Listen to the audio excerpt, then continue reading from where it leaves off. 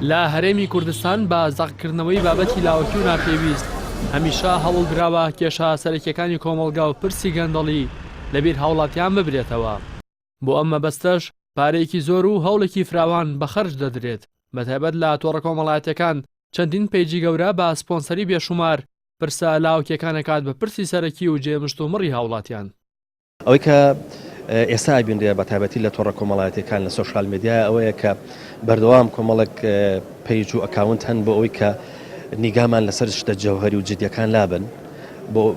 پەیوەستمان کەنەوە یاخود بە جۆرە لە جۆرەکان مەشغوڵان کەن بە کۆمەڵێک کێشەی لاوەچی. ئەمە کێشەی گەورەیە، ئەمە کێشەیەکە کە دەسەڵات ڕاستە لە ڕواڵە تا ڕەنگە سوودی لێ بکە و ئێمە مەشغوڵ کا بەخۆیەوە چاوەکان مەسەلەن لە سەرخۆی هەڵگرە بیخاتە سەر شتێکی ترە، بەڵام لە نەتیجەیە لە کۆتاییە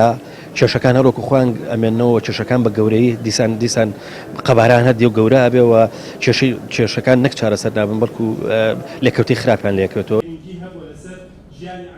نووسەر و شارەزایانی بواری فیکری ئیسلامیش جەخت لەوە دەکەنەوە کە دەستگا هەواڵگریەکان لە بەرژەوەندی دەسەڵات دەسوەردان لە بروژاندنی بابەتە سادە و ساکارەکان دەکەن، بەڵام ئاماژە بۆش دەکەن نابێت کەسانی دیاری کۆمەڵگا و ڕۆشنبیران ئەو دەرفەتە بۆ کەسانە بدەن کە لە ئاوی لێڵدا ڕاو دەکەن و دەبێت با گفتوگۆی زانستیانە و ئەکادیمی قسە لەسەر پرسەکان بکەن. ئێمە خاوەنی کۆمەڵێک گیر و گرفتی گەورەین کە پێویستەکە زانایانی ئاینی چارەسەریان بکەن و هێمنانە مامەڵەی لەگەڵاکەن، بانگەوازەکەن بە هێمنانە بانگەوازی خۆیان بکەن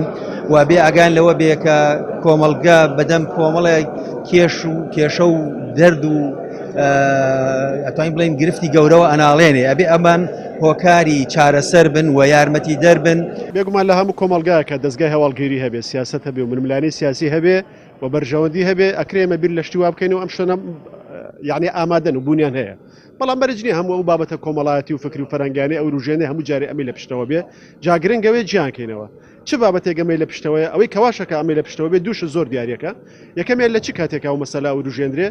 دووەم چی لە پشتەوەیە، سێمیان مەسەلە و ڕژاوەکە چییە. ئەتوانین ئەم سێشتە بکەین بە پێوە بۆ ناسینەوەی ئەو پرسانەی کە ئەتوانین بڵین بە پرسی ساختە ناویان بەرین لە کۆمەڵگا بۆ پردە پۆشکردنی کۆمەڵە پرسی تری حقیقی یا بە لە ڕابردننی یا بۆ تەنفیسکردنی هۆستە سلبیانی لە کۆمەڵگا لە ناو دڵ و دەرونی خەڵکا بوونیان هەیە.